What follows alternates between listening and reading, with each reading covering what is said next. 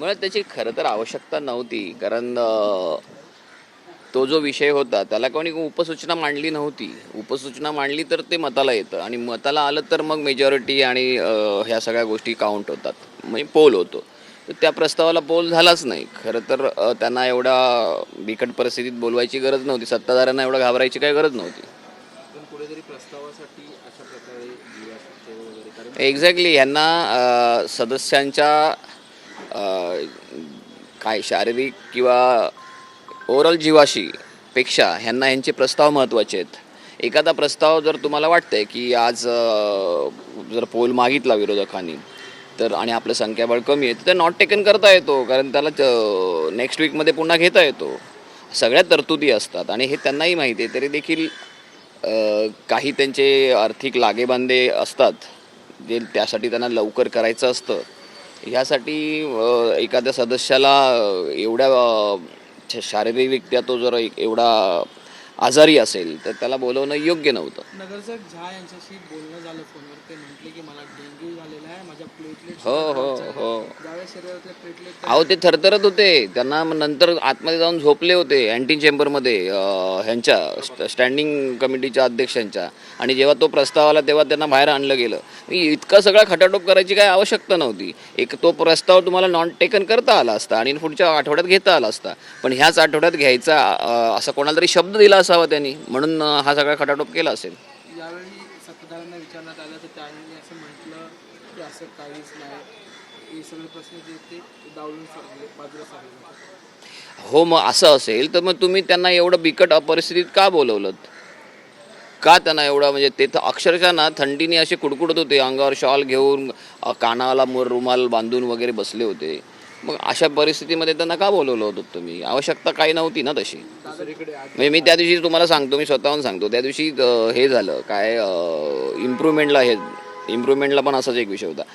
जर विरोधक सोकॉल जे कोण विरोधक आहेत, जर तुम्ही उपसूचना करणारच नाहीत तर पोल व्हायचा प्रश्नच येत नाही. फक्त तुम्ही विरोध करायचा म्हणून विरोध करणार असाल आणि इतर मित्रपक्षांना गृहीत धरणार असाल तर हे योग्य नाही ना. हाही एक भाग आहे त्याच्या.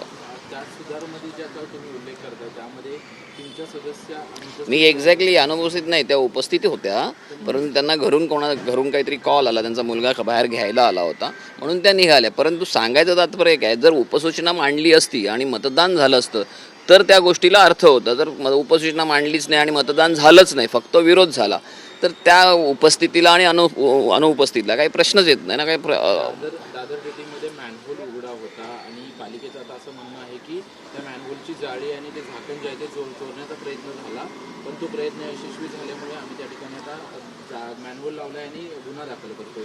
नाही नाही, हे बघा कसं आहे, मला एक गोष्ट सांगा. एक म्हण आहे मराठीमध्ये, पादऱ्याला पावट्याचं निमित्त, त्यातला प्रकार आहे. मॅनहोलची कालची सुद्धा काही वर्तमानपत्रांमध्ये आलेल्या बातमी पहा, ह्या 4 दिवसापूर्वीची आकडेवारी पहा.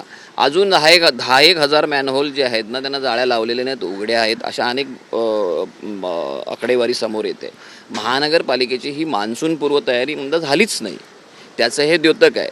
आणि जर चोरी होत होती, मग तुम्ही आजूबाजूचे CCTV चेक करा ना. ते चेक केल्याशिवाय आणि तुमच्याकडे कॉन्क्रीट कुठलाही पुरावा असल्याशिवाय तुम्ही असे कसे काय आरोप करू शकता की चोरीला जात होतं? म्हणजे स्वतःचं अपयश किंवा निष्क्रियता झाकण्यासाठी दुसऱ्यांवर आरोप करण्यापेक्षा मला वाटतं की तुम्ही तुमचा कारभार पारदर्शकपणे करायला हवा. सत्ताधारी पक्षातला गटनेता आहे, त्यांचा तो प्रभाग आहे, त्यांचं म्हणणं आहे की मॅनहोल चोरण्याचा प्रयत्न झाला मात्र तो अयशस्वी झाला, मॅनहोलचं जास्त वजन असल्यामुळे ट्विट देखील केलं. मला एक सांगा, दिवसा ढवळ्या पहाटे तिथे ज्या परिसरातली तुम्ही गोष्ट बोलता तिथे खूप रहदारी असते, कारण तिथे पब्लिक ट्रान्सपोर्ट खूप मोठ्या प्रमाणात असतं आणि ST स्थानक आहे तिथे, मुंबई पुणे बसेस आहेत, टॅक्सीज आहेत, एवढ्या मोठ्या प्रमाणात तिथे रहदारी असते. तिथे कशी काय मॅनहोल चोरीला जाण्याचा प्रकार घडू शकतो? खरं तर इथे प्रश्न हा आहे की महानगरपालिका प्रशासनाचं ही निष्क्रियता आहे, हे फेल्युअर आहे, हे झाकण्याचा प्रयत्न निदान लोकप्रतिनिधींनी करू नये. सिद्धिविनायक कालचं काल राज ठाकरेंनी पत्रकार भाषणात बोलल्यानंतर सिद्धिविनायक प्रशासनानं त्यावरती स्पष्टीकरण दिले आणि ते म्हणतात की आम्ही या गोष्टी सामोरे आणल्या आणि आता उत्पन्न वाढतंय. तुम्ही देखील त्या संदर्भात तक्रारी केली होती. हे बघा, सिद्धिविनायकच्या बाबतीत माझ्यासमोर बसून आहे ना त्यांनी डिबेट करावं, कळलं का? मी गेले अनेक वर्ष ह्या विषयावर बोलतो आहे. राज ठाकरे साहेबांनी ते पत्र जे वाचून दाखवलं, हे पत्र त्यांच्याच ट्रस्टीनी उपमुख्यमंत्र्यांना लिहिलेलं आहे, कळलं का? आणि त्याच्यात ते स्पष्ट म्हणतायत की इथे अशा अशा पद्धतीच्या गोष्टी घडतायत, म्हणजे ते ट्रस्टीज मान्य करतायत ना.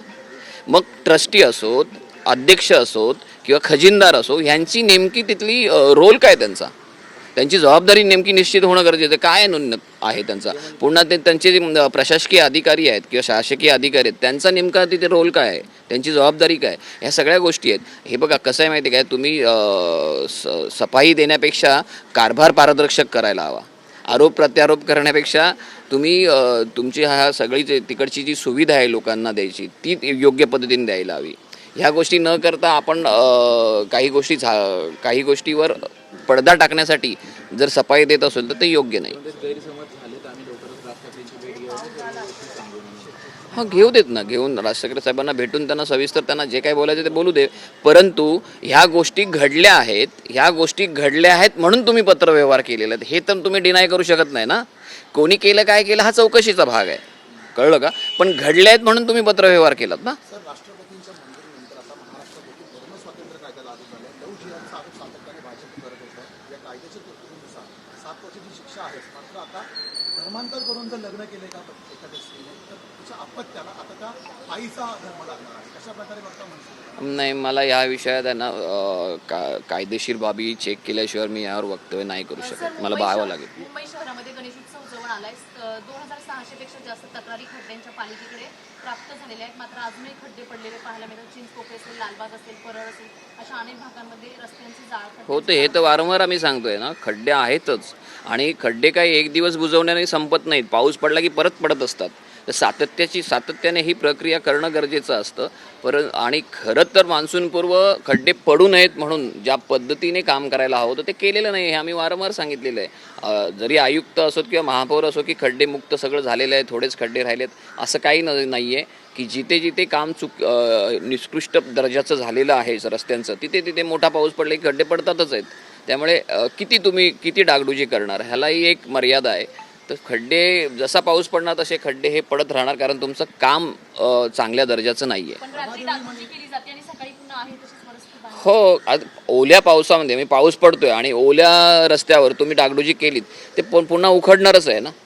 लबादेवीमधले नागरिक आज आंदोलन करतात जवळ. त्यांचं म्हणणं की त्यांना सुरक्षा पाहिजे आणि पार्किंगचा जो प्रस्ताव आहे तो रद्द करावा. हो, त्यांची मागणी अनेक तिकडे खेळणारी जी मुलं आहेत त्यांचं म्हणणं असं आहे की जेव्हा मेट्रोचं काम चालू होतं तेव्हा आम्ही साधारण 3-4 वर्ष या मैदानापासून वंचित होतो. अख्खी एक पिढी आमची जी या सर्वांगीण विकासापासून खुंटली गेली. आणि आता पुन्हा हे काम चालू जेव्हा होईल ते पुन्हा अजून 2-3 वर्ष ते मैदान बंद होईल. आणि त्यांची मागणी रास्त आहे. परंतु त्याच्यामध्ये नेमकं कुठल्या भागामध्ये ती पार्किंग होणार आहे आणि कुठल्या भागामध्ये होणार नाही याचा मॅप मी मागवलेला आहे. मला उद्या सोमवारी मला तो सगळा मिळेल आणि त्यानंतर मी तुम्हाला सविस्तर त्यावर बोलू शकतो. धन्यवाद.